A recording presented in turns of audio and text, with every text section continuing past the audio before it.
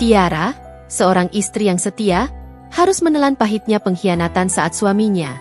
Sigit, seorang polisi yang dulu ia banggakan, lebih memilih selingkuhannya, Rere.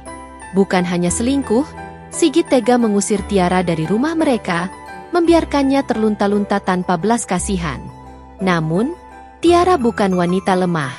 Setelah dihancurkan, ia bangkit dengan tekad baja.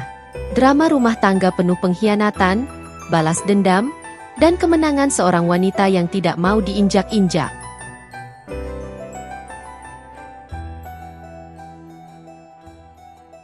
Malam itu, aku duduk di ruang tamu, menunggu suamiku, Sigit, pulang. Waktu sudah menunjukkan pukul 11 malam, dan ini bukan pertama kalinya dia pulang selarut ini dengan alasan lembur. Dulu, aku mungkin akan percaya begitu saja, tetapi sekarang, hatiku tak bisa dibohongi lagi. Setiap kali dia pulang, selalu ada aroma parfum wanita di bajunya, aroma yang sama sekali tidak pernah aku gunakan. Aku mencoba mengabaikannya, mencoba menenangkan diri dengan berpikir positif, tapi rasa curiga itu semakin membesar. Hingga malam ini, aku memutuskan untuk mencari tahu kebenarannya. Pintu rumah akhirnya terbuka.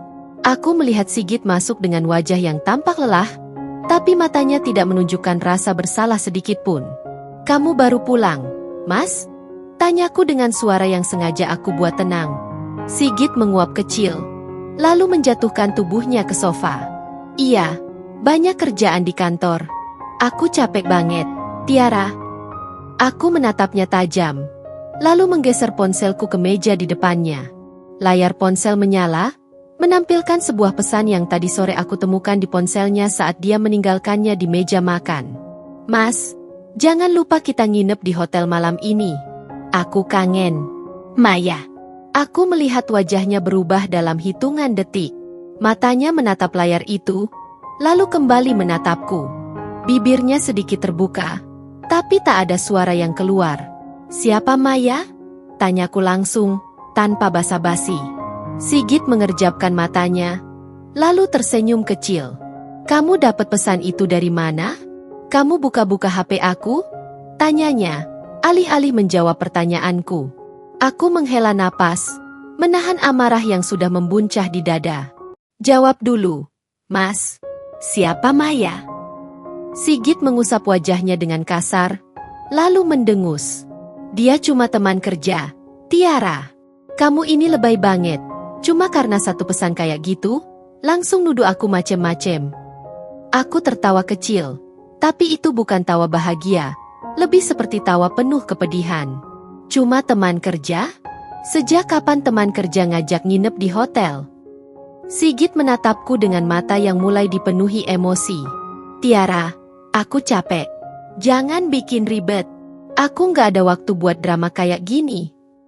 Hatiku semakin sakit mendengar jawabannya. Aku berdiri dari sofa dan menatapnya dengan mata yang mulai berkaca-kaca. "Jadi, menurutmu ini cuma drama? Sementara aku di sini, berusaha mempertahankan rumah tangga kita?" "Mas, aku nggak bodoh. Aku tahu kamu selingkuh." Sigit tiba-tiba berdiri, membentakku dengan suara keras. "Hentikan, Tiara. Aku bosan dengan cerewetmu. Kalau kamu nggak suka, ya sudah, kita selesaikan saja." Aku terdiam. Aku tahu pernikahan ini sedang di ujung tanduk, tapi aku tidak menyangka Sigit akan berkata seperti itu dengan begitu mudahnya. "Jadi, kamu lebih memilih perempuan itu daripada aku?" Suaraku bergetar, menahan tangis yang ingin pecah. Sigit menatapku lama, lalu mengalihkan pandangannya. "Aku butuh kebebasan, Tiara. Aku sudah muak sama pernikahan ini." Aku menggigit bibirku, menahan rasa sakit yang kini memenuhi dadaku. Air mataku akhirnya jatuh, meskipun aku mati-matian menahannya. "Aku udah kasih segalanya buat kamu, Mas.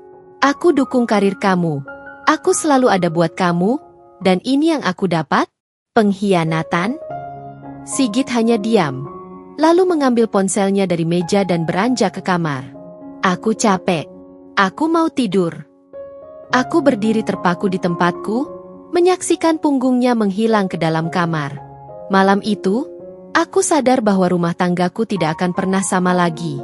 Aku mengusap air mata yang mengalir di pipiku, lalu mengepalkan tanganku. Jika dia menganggap aku hanya wanita lemah yang bisa ditindas, dia salah besar. Jika dia berpikir aku akan diam saja menerima pengkhianatannya, dia akan menyesal. Aku, Tiara, tidak akan membiarkan lelaki yang telah mengkhianatiku hidup dengan tenang. Aku akan memastikan dia membayar mahal atas semua yang telah dia lakukan. Aku terbangun dengan mata yang masih sembab. Malam tadi, setelah pertengkaran hebat dengan Sigit, aku tertidur di sofa ruang tamu, sementara dia tidur di kamar. Rumah yang dulu terasa hangat kini terasa dingin dan asing bagiku. Aku duduk diam, memandangi ruang tamu yang penuh dengan kenangan pernikahan kami. Aku masih tak percaya bahwa lelaki yang dulu bersumpah mencintaiku seumur hidup, kini tega mengkhianati dan merendahkanku. Tiba-tiba, suara pintu kamar terbuka. Sigit keluar dengan wajah yang datar, seolah tak terjadi apa-apa semalam. Dia mengenakan seragam polisinya, siap berangkat kerja. "Kamu nggak masuk kerja hari ini?" tanyanya sambil mengenakan sepatu. Aku menghela napas, berusaha meredam amarah yang masih membara di dadaku. Aku sudah ambil cuti. Aku butuh waktu buat berpikir. Sigit tertawa kecil, penuh ejekan. "Pikirin apa lagi? Udah jelas, kita nggak bisa lanjut kayak gini." Aku menatapnya tajam. "Jadi, kamu benar-benar mau nyerahin pernikahan kita cuma karena perempuan itu?" Sigit berdiri dan merapikan bajunya. "Bukan cuma karena dia. Aku udah capek sama hubungan kita. Tiara, kita ini udah nggak cocok lagi. Aku butuh hidup yang lebih bebas." Hatiku kembali terasa ditusuk. Aku berusaha keras menahan air mataku agar tidak jatuh di depannya. "Jadi, menurutmu pernikahan ini cuma beban?" Suaraku bergetar, tapi aku tetap berusaha tegar. Sigit menghela napas panjang. "Aku nggak mau berdebat lagi. Aku kasih waktu seminggu buat kamu siap-siap. Setelah itu, aku mau kamu pergi dari sini." Aku terhenyak. Jantungku seakan berhenti berdetak. "Apa? Mas nyuruh aku pergi? Ini rumah kita, Mas. Rumah yang kita bangun sama-sama." Suaraku meninggi, tidak lagi bisa menyembunyikan keterkejutanku. Sigit menatapku dingin. "Rumah ini atas namaku. Aku yang beli. Aku yang bayar cicilannya. Kamu cuma numpang di sini, Tiara." Mataku membelalak, tidak percaya dengan kata-kata yang keluar dari mulutnya. "Numpang? Kamu bilang aku cuma numpang? Mas, aku yang bantu kamu dari nol. Aku yang selalu dukung kamu waktu kamu masih jadi polisi baru dengan gaji pas-pasan. Aku ikut bantu keuangan rumah ini, aku yang ngurus semuanya. Sekarang kamu tega ngomong kayak gitu?" Sigit tidak menunjukkan sedikit pun rasa bersalah. Dia justru menghela napas dengan ekspresi malas, seakan aku hanya menghambat waktunya. "Kita udah selesai, Tiara. Aku nggak mau berdebat. Dalam seminggu, aku harap kamu udah pergi dari rumah ini. Aku nggak mau ada drama. Paham?" Hatiku remuk seketika. Aku berdiri, mendekatinya, lalu menatap matanya yang kini terasa begitu asing bagiku. "Jadi, aku diusir dari rumahku sendiri? Karena perempuan itu?" Sigit tidak menjawab. Dia hanya mengambil kunci mobilnya dan berlalu begitu saja, meninggalkanku dalam kehancuran yang luar biasa. Saat pintu rumah tertutup, aku jatuh terduduk di lantai. Tangisku pecah. Aku merasa seperti dipermainkan dan dibuang begitu saja setelah semua yang aku lalui bersamanya.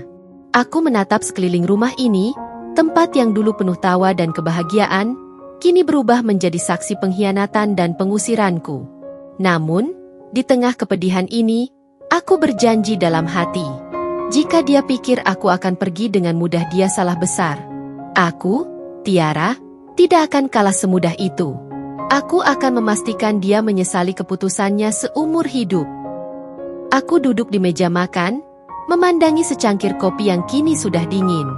Semalaman aku tidak bisa tidur, pikiranku terus dipenuhi dengan rasa sakit dan amarah. Sigit telah menghancurkan pernikahan kami dan sekarang dengan teganya mengusirku dari rumahku sendiri. Aku tidak akan tinggal diam. Aku bukan wanita lemah yang bisa diinjak-injak begitu saja. Pikiranku mulai bekerja. Aku harus membalas semua ini.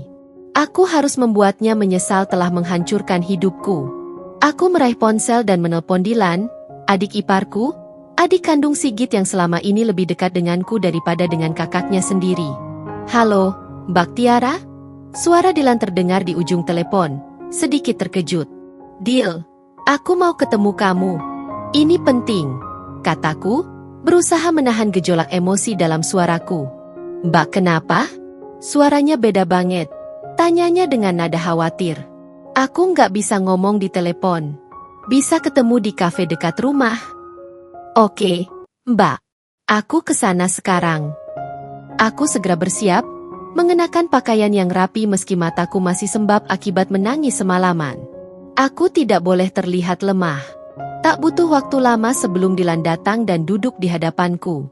Matanya menyipit melihat kondisiku. Mbak Tiara, apa yang terjadi? Tanyanya serius. Aku menghela napas panjang, lalu menceritakan semuanya.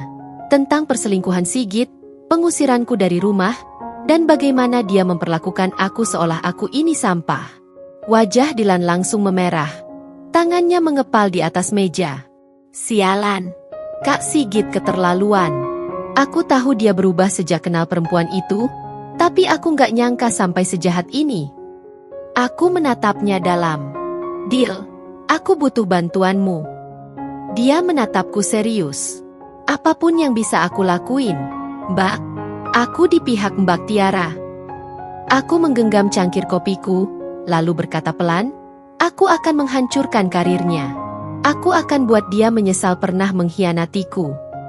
Dilan terdiam sejenak, lalu bertanya hati-hati, Mbak, maksudnya gimana?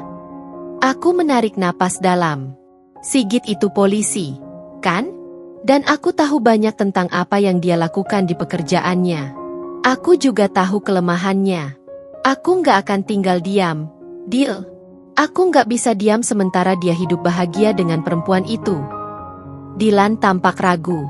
Mbak, kalau ini sampai ketahuan, bisa jadi masalah besar. Aku tersenyum miring. Aku nggak peduli. Dia sudah menghancurkan hidupku. Sekarang giliranku menghancurkan dia. Dilan terdiam, lalu akhirnya mengangguk. Kalau itu keputusan Mbak, aku bakal dukung. Aku tahu Kak Sigit salah besar di sini. Aku merasa sedikit lega mendengar dukungannya. Aku butuh sekutu, dan Dilan adalah orang yang bisa aku percaya. Aku butuh informasi. Dil, aku tahu kamu masih punya koneksi di kantor polisi. Aku perlu tahu apakah Sigit punya celah yang bisa aku manfaatkan. Kataku dengan nada dingin. Dilan menghela napas panjang, lalu menatapku. Baik, aku bakal cari tahu. Tapi Mbak, hati-hati. Kak Sigit itu licik. Jangan sampai dia balik menyerang Mbak. Aku tersenyum sinis. Justru aku yang akan menyerangnya duluan. Malam itu, aku pulang dengan hati yang lebih kuat. Aku sudah menyusun rencana. Aku tidak akan membiarkan Sigit menang. Aku akan memastikan dia kehilangan segalanya, seperti yang dia lakukan padaku. Aku duduk di depan laptop, menatap layar dengan penuh konsentrasi. Di tanganku ada beberapa dokumen yang berhasil kudapatkan dari Dilan. Informasi ini lebih berharga daripada emas. Bukti awal untuk menghancurkan Sigit. Ternyata, selama ini Sigit tidak hanya berselingkuh, tapi juga terlibat dalam beberapa pelanggaran etik sebagai polisi. Dilan memberitahuku bahwa Sigit sering menerima uang damai dari beberapa kasus, sesuatu yang bisa menjadi bom waktu bagi karirnya. Aku tersenyum tipis. Ini akan menjadi senjataku. Tapi aku tidak bisa bertindak gegabah. Aku harus menyerang di saat yang tepat. Aku memutuskan untuk menemui Lala, tetanggaku yang juga seorang istri polisi. Kami sudah lama berteman, dan aku tahu dia punya banyak koneksi di kalangan istri-istri polisi lainnya. Di sebuah kafe kecil, aku duduk menunggu hingga Lala datang. Begitu dia melihatku, matanya melebar. Ya ampun, Tiara, kamu kenapa? Aku dengar kabar nggak enak soal kamu dan Sigit. Aku tersenyum miris.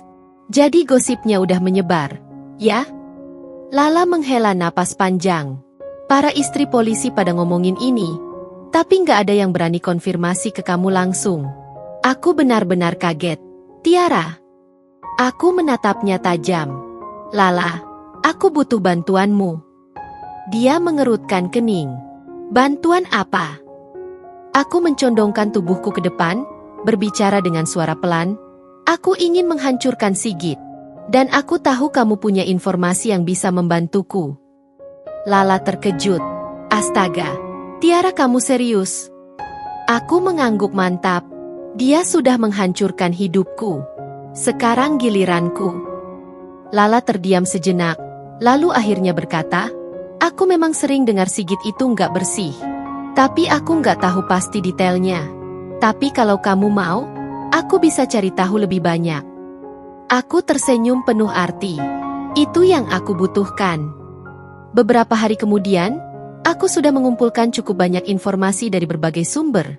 Dilan, Lala, bahkan beberapa istri polisi lainnya yang ternyata diam-diam tidak suka dengan Sigit. Salah satu informasi paling berharga yang kudapatkan adalah bahwa Sigit sering memanipulasi laporan kasus untuk keuntungan pribadinya. Aku segera menghubungi seorang wartawan investigasi yang kebetulan adalah temanku di masa kuliah, Ari. Halo, Ari. Aku punya sebuah cerita yang menarik buatmu.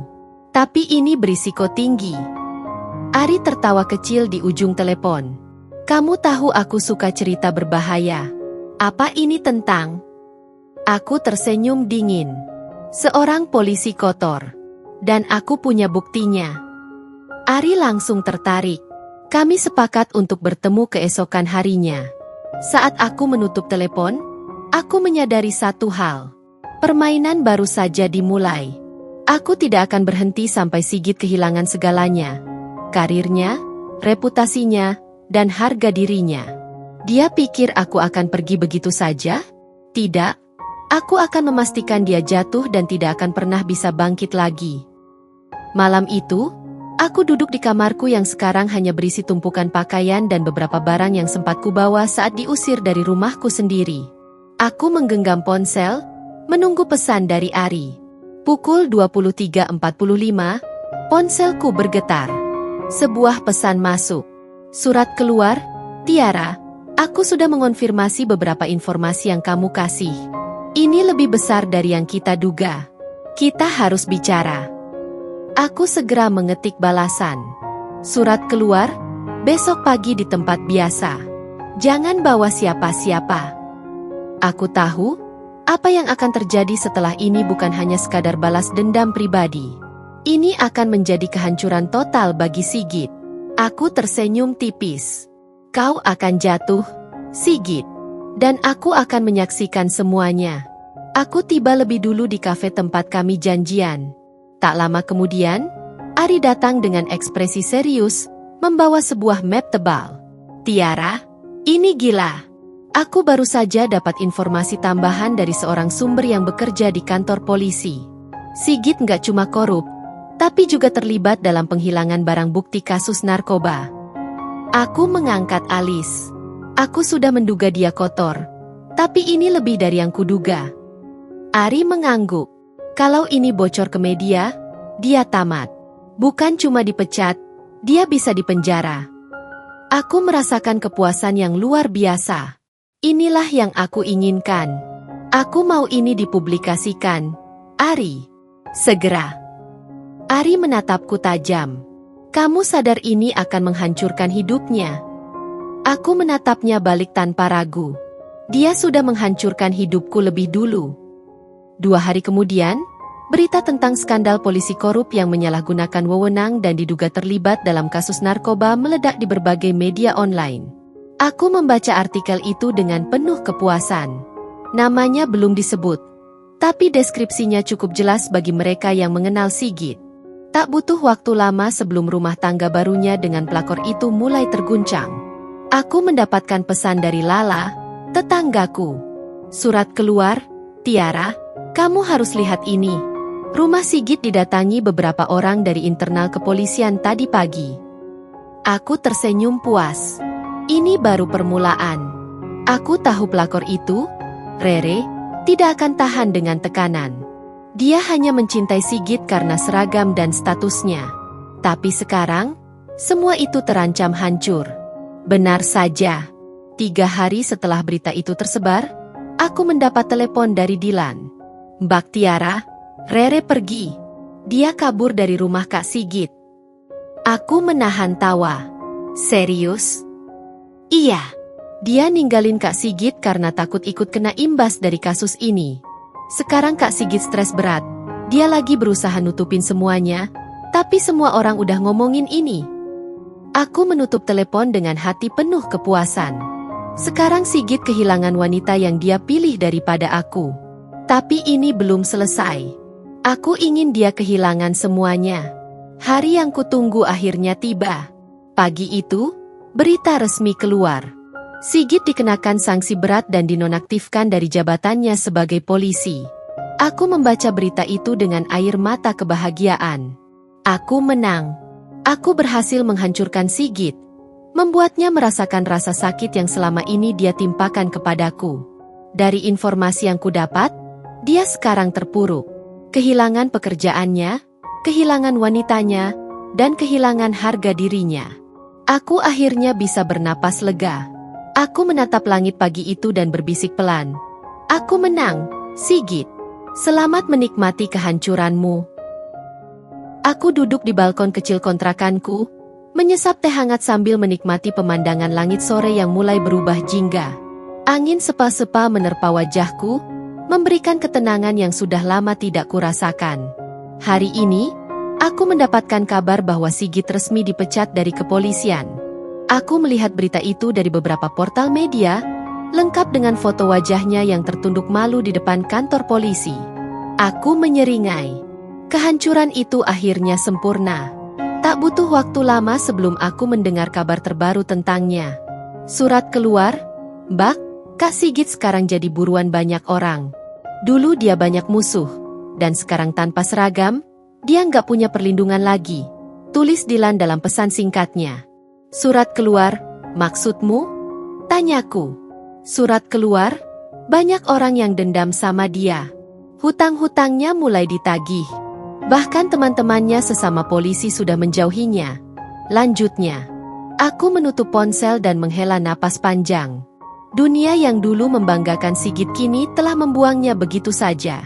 Bagian terbaiknya, pelakor itu benar-benar pergi meninggalkannya. Dari gosip yang kudengar, Rere kini menjalin hubungan dengan seorang pria kaya baru.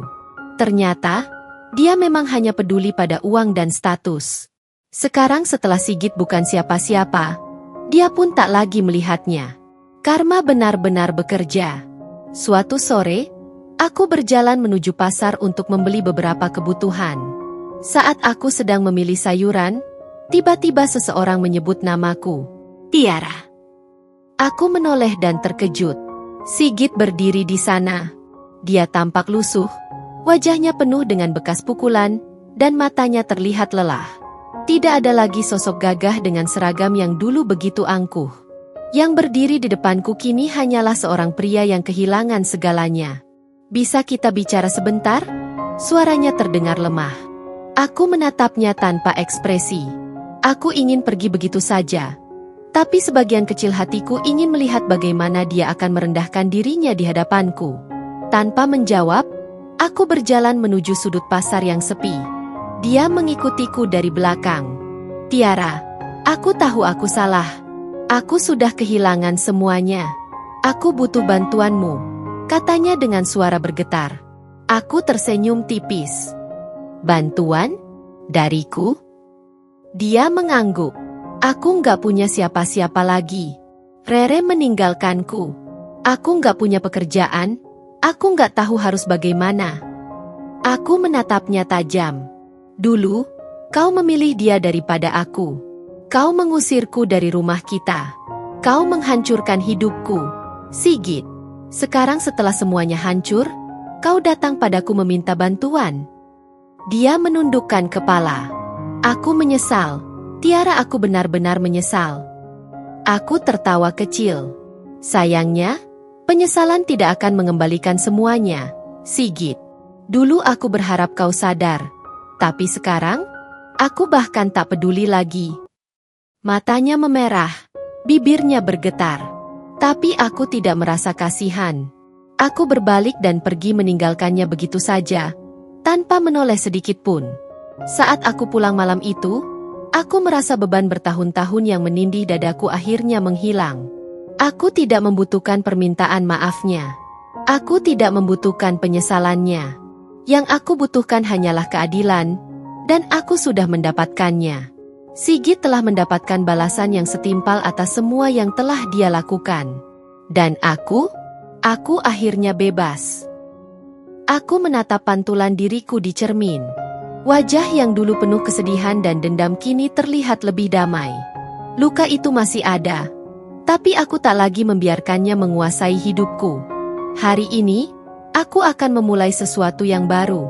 Setelah kehancuran Sigit, aku tak lagi memikirkan balas dendam. Aku sudah menang. Aku telah membuktikan bahwa aku bisa bangkit tanpa dirinya. Beberapa bulan terakhir, aku fokus membangun kembali hidupku. Dengan sisa tabungan yang masih kumiliki, aku membuka usaha kecil-kecilan, sebuah butik pakaian yang sudah lama aku impikan. Aku tidak sendiri. Lala dan Dilan sering membantuku. Mereka tahu bagaimana sulitnya perjalananku, dan aku bersyukur masih memiliki orang-orang baik di sekelilingku. Suatu hari, saat aku sedang mengatur etalase butik, Lala menghampiriku dengan senyum lebar. "Tiara, ada seseorang yang mau ketemu sama kamu," katanya sambil mengedikkan kepala ke arah pintu. Aku menoleh dan melihat Ari berdiri di sana, membawa sebuket bunga. "Hei," sapanya dengan sedikit canggung. Aku tersenyum. "Hei, kamu mau beli baju, Ari?" godaku. Dia tertawa.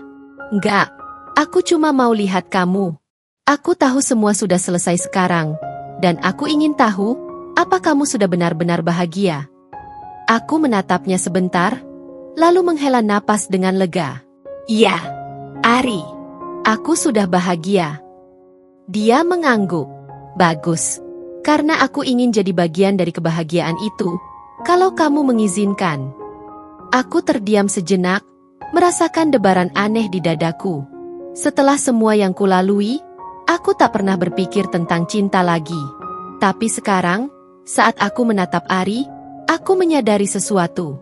Aku pantas mendapatkan kebahagiaan baru. Aku tersenyum.